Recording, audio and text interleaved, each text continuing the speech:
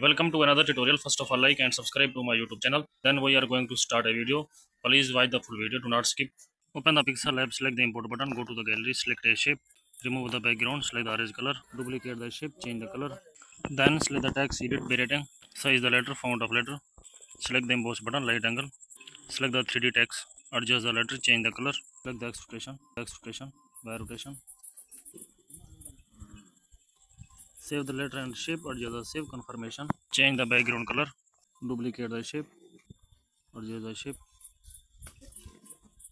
Select the color filter. Adjust the color of shape.